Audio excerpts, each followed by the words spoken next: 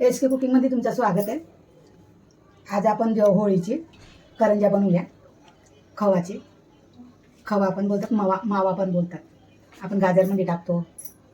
तुम्हाला साहित्य दाखवते आणि तुम्ही सांगा.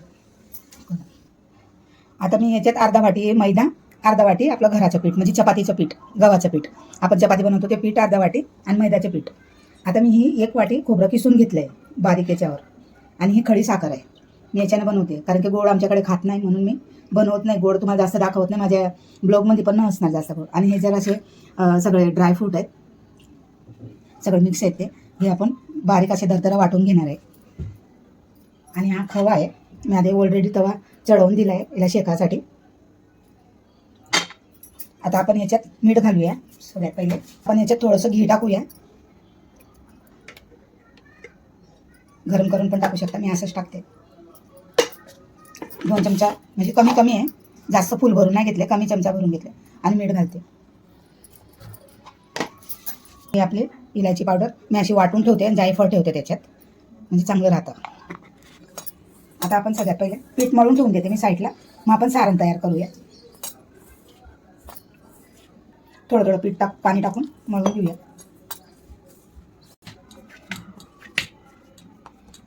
आता आपलं पीठ मळून झालं आहे. याला आपण साईडला ठेवून देऊया. थोडंसं घी लावूया वरून, थोडंसं नरम पडेल छान. हे बघा मी साखर अशी ठेचून टाकली. आता आपण मिक्सरमध्ये वाटून घेऊया. आपण पिठी साखर बनवून घ्यायची. आता हे बघा मी थोडेसे असे ड्रायफ्रूट घेतले, काजू, बदाम, मनुक, हे काय बोलतात तर बिया असतात. तुम्ही याला भाजू पण शकता. मी असं कच्चंच टाकते, भाजत नाही. याच्यातच भांड्यामध्ये वाटून घेते. आता हे बघा, आता आपण खवा आहे ना, आपण चांगला शेकून घेऊया, म्हणजे भाजून घेऊया.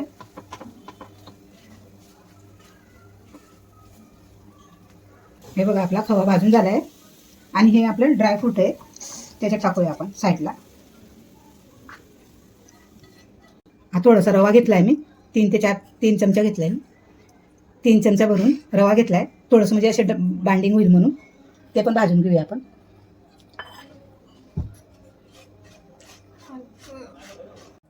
आता ही बघा मी साखर अशी वाटून घेतली आहे. खडी साखर आहे ही, म्हणजे शुगरवाला पण खाऊ शकतो. ते आपल्यावर देणं नाही देणं, पण मी बोलले म्हणून तुम्ही पण देऊ नका. आता हे बघा मी थोडीशी चाचणी बनवते साखरची. आता याच्यात टाकते, 3 चमचा भरून टाकते. हे बघा छान असा भाजून झाला आहे रवा.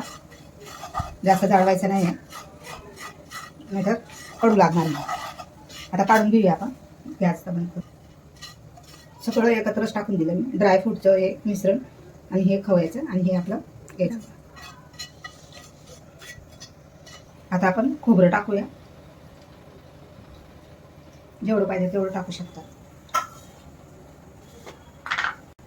इलायची पावडर टाकते.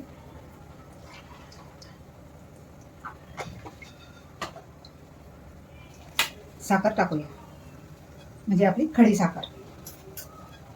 आता या गोडच्या हिशोबाने आपण साखर टाकूया. मिक्स करून घेऊया. हाताने करते, गरम आहे. सारण आपलं तयार झालंय व्यवस्थित. हे बघा पीठ पण आपलं छान असेल, नरम पडलंय मस्त. एकदा हात मारून देऊया.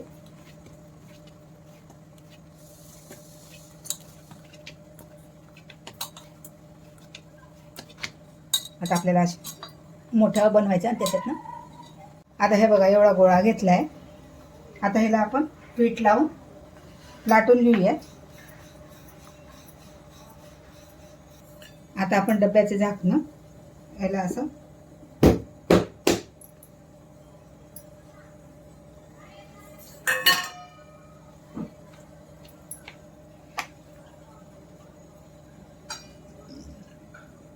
आता सारण भरूया.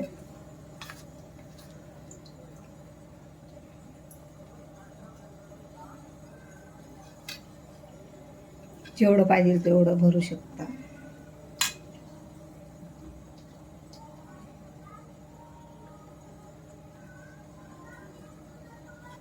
आता हे बघा याच्यात भरलं आणि ह्याला आपण दोघांना असं फोल्ड करूया आपण. हे बघा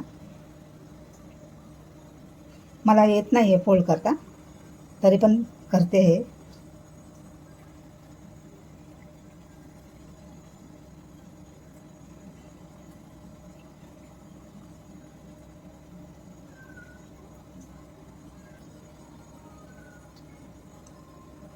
मला ना अशी डिझाईन नाही येतो. हे बघा असं बनवून ठेवतोय आम्ही. मला अशी डिझाईन वगैरे येत नाही. असं तर कर सगळे असेच हां, असंच करून घेऊया सगळे आणि मग नंतर तळायला घेऊया. बघूया आपलं तेल तापलं का जरासं टाकून पन्नी बरोबर टाकलं ना. आता आपण खालचे टाक. हे जे पहिले बनवलेलं ना ते टाकते. की आता बनवले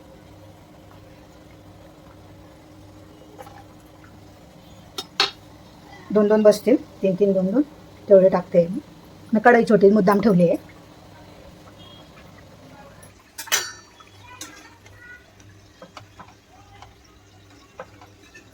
हे बघा छान असं मस्त मी कमी गॅसवर म्हणजे मीडियम गॅसवर तळून घेतले, जास्त फास्ट नाही केला आहे. छान याचे हे साईडचे आहेत ना ते पण चांगले भाजले तळले पाहिजेत, नाही तर आतमधून कच्चे राहून जातात.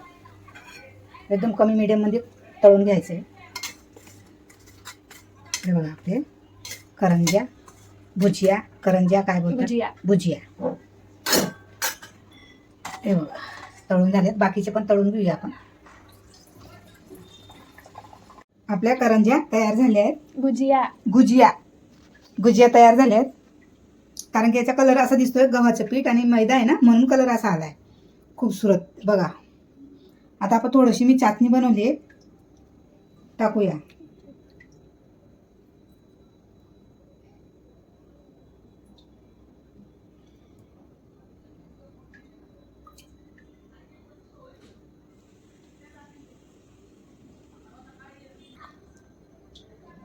हात नका दिसू दे वरून, तरी पण दिसत असं बोल.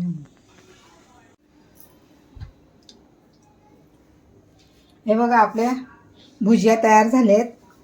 आणि तुम्हाला आवडलं असेल नक्की कमेंट करा प्लीज, कमेंट करा प्लीज, कमेंट करा. मी आता खूप दिवसपासून ब्लॉग नाही बनवत, तब्येत पण ठीक नाही आहे, मन पण नाही होत आहे आणि काम करायला जीवच नाही होत आहे. म्हणून म्हटलं जाऊ दे, ते काय शॉर्ट बनवते तेवढं तर टाकून देते. ब्लॉग नाही आता कोशिश करणार बनवायची. हिची पण एक्झाम चालू आहे प्राचीची, म्हणून मी करत नाही आहे. आता याच्या पुढे टाकत राहणार. थँक्यू. आणि तुम्हाला आवडलं असेल नक्की कमेंटमध्ये मला सांगा.